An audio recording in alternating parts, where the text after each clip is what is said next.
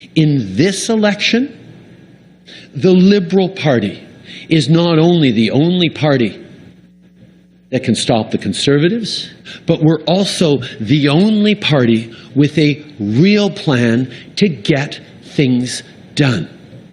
So I will ask progressives across the country who may be thinking about voting for the NDP or Green Party to think about the top issue that they are concerned with for the future. It may be childcare.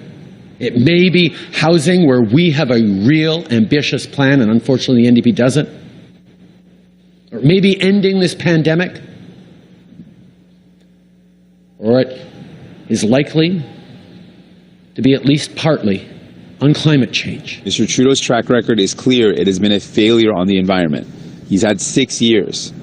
No one believes that he's going to do anything differently moving forward. How can you? For 6 years, he has been a failure in fighting the climate crisis, and that's not going to change moving forward. But you're not limited to voting for someone who's all for show and doesn't really get things done.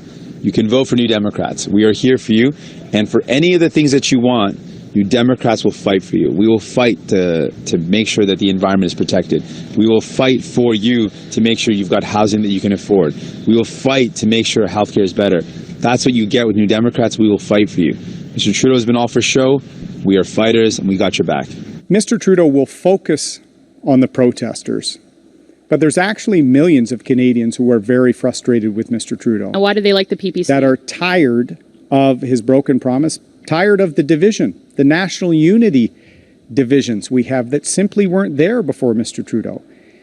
And if they allow that frustration to do anything other than vote Conservative, they're voting for Mr. Trudeau.